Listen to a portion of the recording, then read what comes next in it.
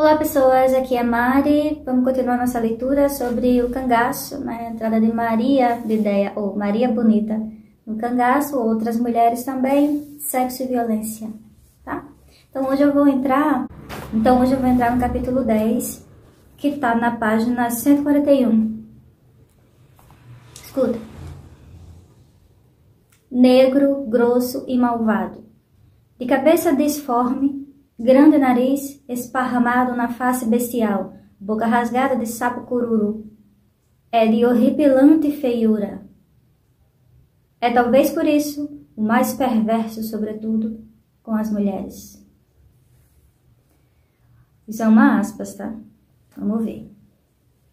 O ano de 1934 não despertou nada bem para o cangaceiro e ferrador Zé Baiano. A começar pela forma grosseira como foi escrito pelo médico sergipano Ranulfo Prata. Então, essa aspas é do Ranulfo Prata, cujos apontamentos sobre o cangaço haviam se transformado em livro. Nos primeiros dias de janeiro, Lampião documentário chegou às livrarias do país com ampla aprovação da crítica especializada, aclamado pelo Jornal do Brasil como o estudo mais completo e igualmente o mais bem feito acerca do famoso bandido. A obra se apresentava na forma de uma biografia do rei do cangaço, entremeada por pequenos perfis de alguns de seus cabras. Corisco, apresentado como um homem alto, musculoso, alourado, era branco, né? Corisco. O estuprador de Dadá, lembra? Corisco é apresentado como um homem alto, musculoso, alourado, de traços finos e branco. Era, na análise do médico, o mais cavalheiresco de todos. Olha que coisa bizarra. Porque ele era branco.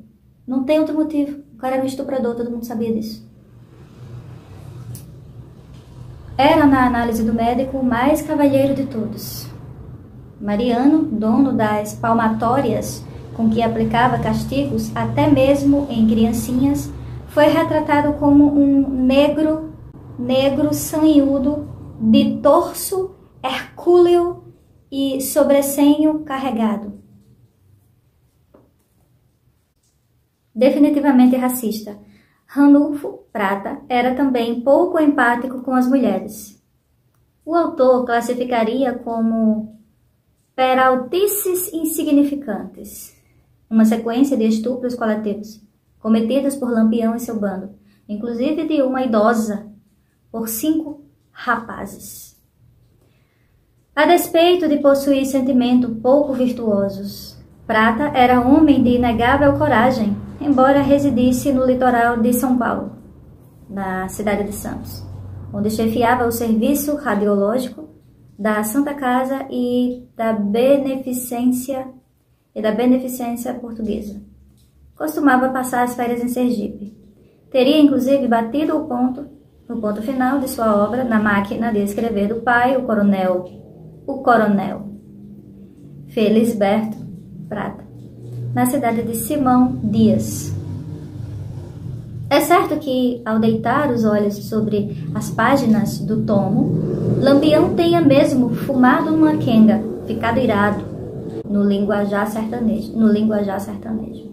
Ali, entre toda a sorte de referência pouco lisonjeiras à sua pessoa, incluindo a menção ao defeito no olho e a cor do homem de bronze escuro.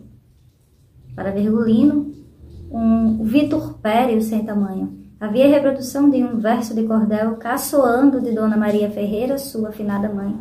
A mãe de Lampião é feia de natureza. Quando bota pó e ruge, fica o suco da beleza.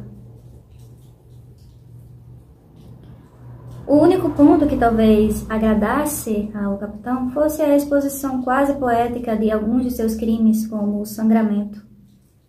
E friamente e serenamente o matador bárbaro saca o largo punhal de 78 centímetros da lâmina e crava num golpe certeiro e veloz na região preferida, a fossa supraclavicular. A arma agudíssima vara facilmente o mole dos tecidos como um palito a manteiga.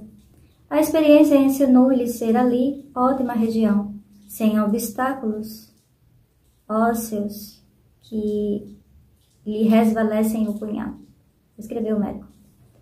Ranulfo Prata tinha fortes razões para temer pela segurança de si e da família. Lampião não costumava deixar impune provocações como aquelas. Por muito menos, quase mataram Manuel Cândido Carneiro da Silva, que naquele mesmo ano de 1934 publicara Fatores do Cangaço. A obra, sem maiores pretensões literárias, fora escrita mais com um passatempo de Cândido durante o período em que atuou como promotor de justiça de São José do Egito, em Pernambuco. Embora tivesse tiragem modesta, um exemplar acabou nas mãos de Virgulino e o capitão não gostou do que leu. Poucos meses depois do lançamento de Fatores do Cangaço, Manuel Cândido deu o azar de se encontrar em um caminhão que seria interceptado pelo bando de Lampião. O veículo percorria o trecho entre Buíque, Pernambuco, e Água Branca, Alagoas, em cuja comarca Cândido acabara de ser empossado promotor de justiça. Virgulino estava acompanhado de outros 8 cangaceiros e 3 mulheres, Maria de Déia entre elas. Ao reconhecer o autor da brochura na boleia do caminhão, ordenou que descesse da cabine e o acompanhasse, mata adentro, para uma conversinha. Como se a situação já não fosse suficientemente assustadora, Cândido ainda trazia na valise um exemplar de sua obra. Lampião teria então solicitado ao autor que providenciasse a leitura das páginas em voz alta. Malicioso e sabedor de pouca intimidade do cangaceiro com as letras, o autor pulara os trechos que criticaram o bando, caprichando na direção ao ler parágrafos inteiros dedicados à truculência das forças volantes. O capitão, ao perceber a artimanha, teria ficado ainda mais furioso. Oferecera ao promotor de justiça 2 opções: ou comia página por página do livro, ou se deixaria sangrar por Virgulino, que já preparara a ponta do punhal para iniciar a viagem corpo adentro do escritor desgraçado. Anos depois, ao relembrar o episódio, Manuel Cândido contaria que, ao se ver na iminência de descarnar, fez o último apelo ao coração de seus algozes. Por favor, não era da morte, mas de deixar sozinha sem ter quem a sustentasse a filhinha de 6 anos. Nesse momento, segundo o promotor, Maria de Déia se comoveu com a situação. Lampião, garanta o doutor, pois eu só me lembro da minha filha. Teria sido as palavras salvadoras da rainha do cangaço, conforme o relato do próprio Manuel Cândido. O capitão atenderia ao pedido da esposa, mas faria o escritor prometer que, no caso de uma nova edição da obra, corrigiria as passagens erradas entre aspas. Depois de dar sua palavra de que o faria, Cândido deixaria o encontro são e salvo. E encantado com Maria, abre aspas, ela abrandava Lampião nos seus fulmores, enquanto Dadá empregava todo o seu domínio sobre Corisco, impelindo a maiores ferocidades, concluiria, fecha aspas. Aquela não seria a primeira vez que Maria de Déia salvaria uma alma do inferno. Além de criancinhas, sensibilizava-se com as damas e as necessidades dos rapazes mais jovens. Quando Volta Seca ainda estava no bando, costumava recorrer a ela para intervir contra as surras que lhe eram aplicadas pelo assecla mais velho, como Luiz Pedro, marido de Neném, melhor amiga de Maria. Seus protegidos eram compensados ainda com porções maiores de comida. Durante uma época, em um coito, afeiçoou-se tanto a 2 meninos de 14 e 15 anos, filhos do dono da fazenda em cujas terras o bando se hospedava, que os convidou repetidas vezes a fazer refeições com um grupo. Ela mesma preparara os pratos dos meninos antes que os outros se servissem. Lampião, que se afeiçoara a um dos garotos a ponto de tratá-lo como filho, aprovava os cuidados da companheira. A rainha do cangaço também teria evitado que um trivial jogo de baralho terminasse em tragédia. Segundo a história contada pelo ex-soldado Joaquim Góes, Maria jogava 3 setes em parceria com Luís Pedro, disputando contra a dupla formada por Lampião e Neném. Habilidosa nas cartas, Maria de Déa garantia todas as vitórias para sua equipe. Um cabra do bando, observando as sucessivas derrotas do chefe, achou interessante se divertir às custas daquela inusitada invencibilidade. O azar, quando dá em gente, é pior do que em bicho. Caçoava as gargalhadas. Lampião fez ouvidos de mercador as provocações, até o momento em que o subordinado lhe dirigiu um conselho, abre aspas. O remédio de quem anda pesado é chá de cortiça. Fecha aspas. Foi o suficiente para Virgulino perder a paciência, interromper a partida, derrubar o piadista no chão, sacar o punhal e encostar a ponta da arma na garganta do miserável. Maria então lançou-se sobre o companheiro e o convenceu a desculpar o rapaz. O capitão não apenas desistiu do assassinato, como ignorou o parecer de Luís Pedro, favorável à expulsão do engraçadinho.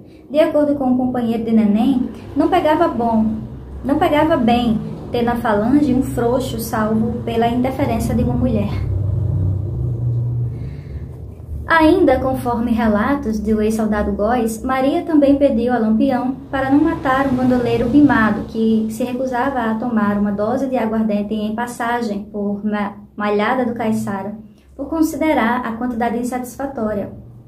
Como havia apenas 2 litros de bebida para distribuir entre os presentes, a porção destinada a cada um dos rapazes era de fato frugal. Já disse que não gosto de cachaça pouca. Não teme que não quero, teria dito o cabra, enfesado. Pois agora você vai beber essa cachaça toda, revidaria Lampião, derrubando o mal agradecido no chão para abrir-lhe a boca à força e fazer descer, garganta abaixo, todo o conteúdo da garrafa. Nessa hora, mais uma vez, a bandoleira chamaria o companheiro à razão e evitaria uma morte besta. Maria também protegia os animais do bando, que de forma geral eram tratados com paparicos. Certa vez, em um povoado próximo à cidade baiana de Centro-Sé, os cavalos chegariam a ser perfumados com doses generosas de água de colônia depois de um banho à beira do Rio São Francisco. O trato nos animais foi dado logo depois de um saque que rendeu ao grupo boa quantidade de dinheiro, joias e tecidos. Os cangaceiros estavam tranquilos a ponto de se dedicar à higiene das montarias por saber que as volantes não os incomodariam. De fato, os soldados só chegariam a Centro-Sé para as diligências passados 6 dias da invasão. Os cachorros do cangaço igualmente passavam bem, comiam melhor do que bichos criados nos roçados e, dada a boa aparência, terminavam involuntariamente fornecendo pistas de seus donos. Quando encontravam vira-latas formosos, os policiais deduziam que havia bandoleiro por perto. Para eles, gordura em bicho era sinal de bandidagem. Coleira no pescoço, então, consistia a prova irrefutável de que o quadrúpede tinha uma pata no cangaço. Minha nossa! Para fazer graça, os bandoleiros gostavam de batizar seus cachorros com o nome de policiais. Maria de Déa chegou a criar um chamado Zé Rufino, um dos mais cruéis perseguidores do grupo. Fora o tenente Rufino, quem comandara o ataque, que resultara na morte da degola de Azulão, Canjica, Dora e Isabelê. Embora tivesse horror ao homem, Maria era doida pelo bichinho e ficou apavorada na ocasião em que o vira-lata se envolveu em uma disputa com o osso com o cachorro de Neném. Mané Henrique, outra homenagem a soldado. Tudo indicava que Zé Rufino teria trucidado por Mané Henrique quando Maria pediu socorro a Virgulino.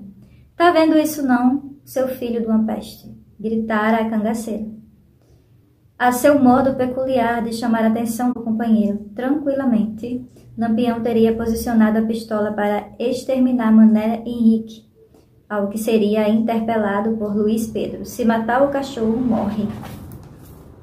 Depois de um pequeno entrevero, os dois teriam decidido apartar a briga dos cachorros sem o envolvimento de balas. A paz recém-instalada entre homens, mulheres e cães não evitou um comentário ácido de Labareda, que assistira à cena. Abre aspas. Cachorro e mulher no grupo só dá nisso. Fecha aspas. Se crianças, cachorros e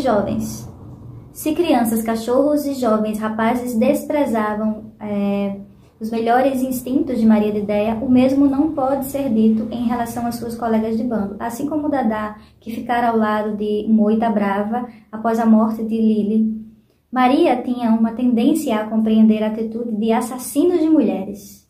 A exemplo do velho amigo Mané Velho, convidado por ela a se refugiar no bando depois de executar a esposa que acabara de trocar por outra. Reprodução do machismo, né? Por mais mulheres que entrassem no cangaço, nenhuma conseguia chamar tanto a atenção dos cabras quanto a companheira de Zé Baiano, com sua simpatia, curvas voluptuosas, seios que se deixavam vislumbrar pela cava do vestido. A morena fornecia aos cangaceiros solteiros um bom repertório de imagens para inspirar o prazer solitário na caatinga. Para um deles, Lídia era mais do que uma musa inatingível. Quando o marido não estava por perto, ela caía nos braços de Bem-te-vi, jovem, claro de belo cabelo fino, um tanto meloso e derretido, como o apresentaria o médico Estácio de Lima, para quem Zé Baiano, além de corresponder às características do criminoso nato, apontadas por Lombroso, era ainda um negro feio. Racista era. Bastante alto, muito forte, valente e malvado como poucos. Os encontros entre Lídia e o amante ocorreriam de vez em quando, pois dependiam das negociações entre os chefes de subgrupos. Bem-te-vi fazia parte do time de Virgulino, mas era eventualmente emprestado a Zé Baiano. Ao que tudo indica, o cangaceiro Ferrador não desconfiava da traição, apesar de, como relataria Dadá, ter ficado cismado ao encontrar cachos de cabelo castanho do mesmo tipo do de Virgínio no bornal da esposa. Seja como for, o fato é que durante uma saída a campo de Zé Baiano, Lídia e Bem-te-vi foram flagrados em plena conjunção carnal pelo cangaceiro Besouro, do grupo de Lampião, que seguia a mulher para onde ela ia. Depois de observar o ato do começo ao fim, Besouro se aproximou do casal e lançou a seguinte proposta: não contaria nada a ninguém desde que Lídia, por quem sentia um enorme desejo, também se entregasse a ele. Do contrário, seria obrigado a levar o caso ao próprio Zé Baiano. Irritada com a proposta, a bandoleira teria lhe dado um chega pra lá. Pode contar, mas você não me come. Bem-te-vi e Lídia talvez não acreditassem que Besouro, um reles cabra, seria capaz de dar com a língua dos dentes para a Pantera Negra dos Sertões. Horas depois, quando o grupo estava reunido e Zé Baiano já tinha voltado de suas andanças, o cangaceiro desprezado pediu a palavra e relatou o que havia visto. Lídia, surpresa e assustada, não teve outra opção a não ser confirmar o ocorrido.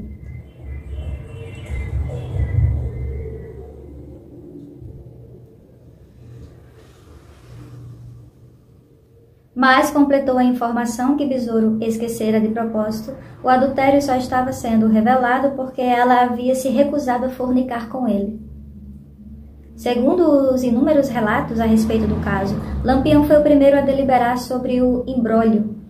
Decidiu pela morte imediata de Besouro, não apenas pela chantagem com Lídia, mas também pela delação, atitude tida como covarde e moralmente repreensível. Há duas versões sobre o fim do delator. Na primeira, o capitão lhe desfere o golpe de foice na cabeça, partindo-lhe partindo a cabeça em duas. Na outra, mais verossímil, pede a Gato que execute Besouro com um simples tiro. Em ambas as narrativas, Bem-te-vi aproveitou a confusão para escapar dali. Nas carreiras em direção a Alagoas, Zé Baiano teria cogitado correr atrás do Garanhão para liquidá-lo, no que fora repreendido por Lampião. O menino pertencia ao bando de Virgínio, só o próprio teria o direito de lhe tirar a vida.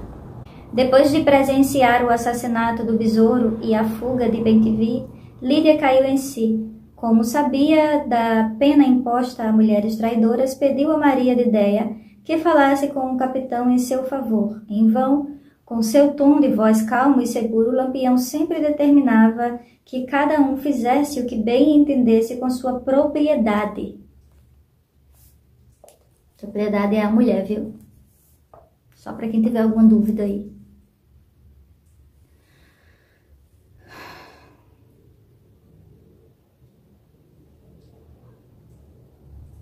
Ele considerava a melhor solução executar seu rapaz. Logo, Zé Baiano, que decidisse o que fazer com Lídia, afinal, ela pertencia a ele. De acordo com a história que chegaria à posteridade, Lídia foi amarrada a um pedaço de pau na beira do riacho do Quatarvo, na cidade sergipana do Poço Redondo. Passou ali a madrugada inteira chorando e implorando por socorro, sem que ninguém a acudisse. Ao amanhecer, Zé Baiano se dirigiu ao local e, alucinado, desferiu uma sequência de pedradas e pauladas na cabeça e no corpo da mulher. No bando, a poucos metros da distância do local onde Zé Baiano abatia a companheira, os bandoleiros seguiam com suas rotinas matinais, indiferentes aos gritos de dor de Lídia, até que o último sussurro saísse de sua boca e a jovem sertaneja se transformasse em uma massa disforme de sangue, pele e osso. Ao preparar a cova daquela que ficaria famosa como a cangaceira mais bonita de todos os tempos, embora não seja conhecida uma única foto dela, Zé Baiano choraria compulsivamente. Em 1934, cangaceiros corriam mais riscos de morrer pelas mãos dos colegas do que pelas armas dos soldados. Com salários atrasados desde o ano anterior, os macacos, os policiais, não estavam exatamente dispostos a pôr a vida em risco para capturar bandoleiros. O único assecla de destaque morto naquele ano fora capturado por civis. Alvoredo, primo de Corisco, que escapara do massacre da Lagoa do Lino, quando Azulão, Dora, Zabelê e Canjica foram mortos e decepados, seria liquidado por dois rapazes feitos reféns enquanto procuravam um jumento na zona rural de Jaguariri, na Bahia. Equipado com pistola, mosquetão e punhais, Arvoredo menosprezou o perigo do facão que um dos moços carregava consigo. O outro, desarmado, andava um pouco mais à frente. Por ordens do cangaceiro. Em dado momento, o rapaz se abaixou para ajeitar as alpercatas que lhe incomodavam os pés. O bandoleiro, zangado com a interrupção, deu um chute no jovem acocorado. Ao ver a humilhação a que o amigo era submetido, o dono do facão desferiu um golpe contra Arvoredo. Gravemente machucado, foi rapidamente dominado e morto pela dupla. Empolgado com a façanha heróica, Cícero Ferreira e João de Biano, como se chamavam os bravos sertanejos, cortaram a cabeça e a mão esquerda do Arvoredo, juntaram as partes aos objetos dos mortos e levaram tudo até a delegacia. Mediante as provas, foram recompensados com a quantia de 4 contos de réis. Tinham capturado peixe grande. Arvoredo fora um dos rapazes perfilados por Ramulfo Prata em seu Lampião documentário.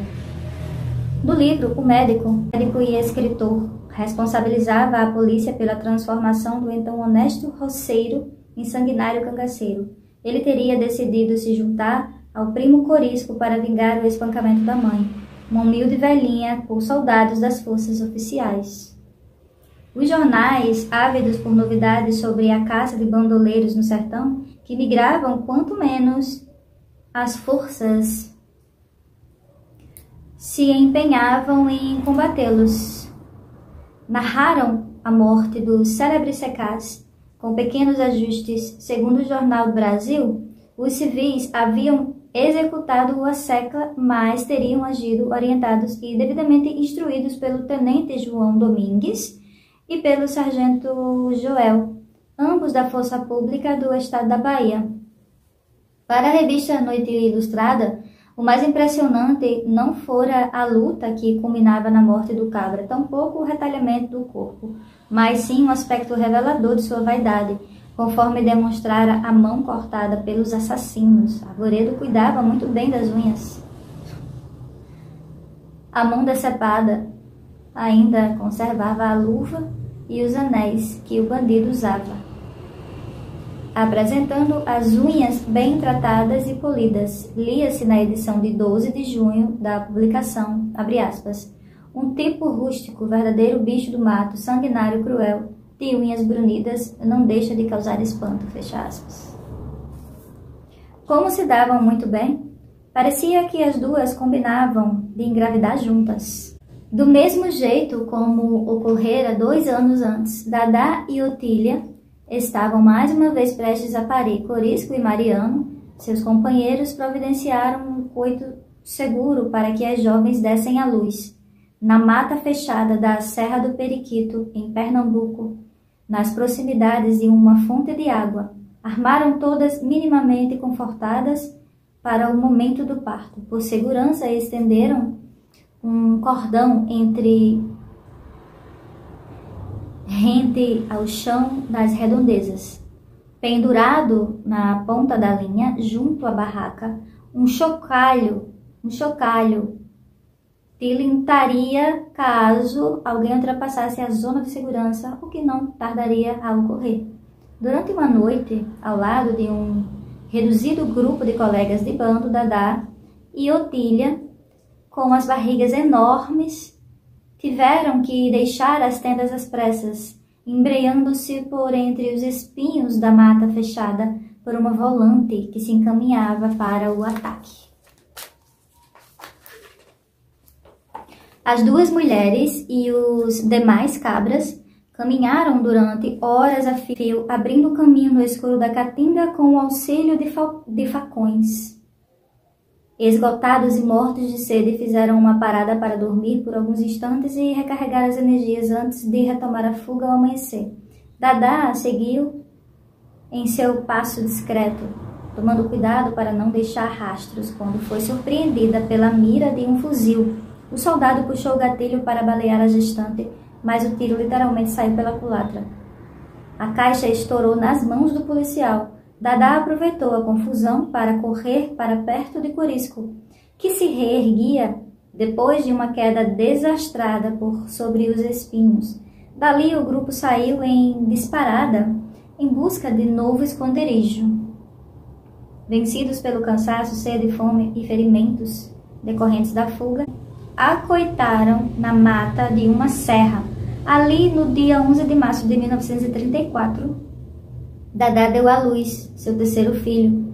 Desidratada e desnutrida, a mãe não produzia leite. O bebê faminto morreu antes de ser enviado para os novos pais. Aos 18 anos, Dadá já contabilizava 3 filhos, 2 meninos e uma menina, todos mortos.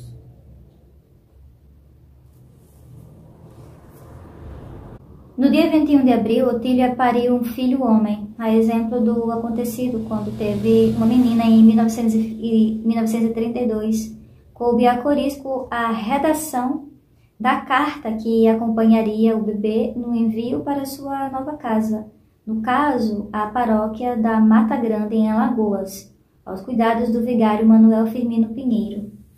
Quando a correspondência ficou pronta, Mariano a assinou como se fosse de próprio punho. Ele, o menino, não é culpado dos malfeitos do pai, dizia o texto em um dos trechos. Otília vestiu o bebê com as roupinhas que confeccionara durante a gestação e se despediu do segundo filho, que não poderia ver crescer. o garotinho que seria batizado como José, foi arrancado dos braços da mãe com 3 dias de vida. E assim, findamos mais um capítulo do livro Maria Bonita. Obrigada por acompanhar, por ouvir a leitura, um cheiro e até a próxima. Tchau!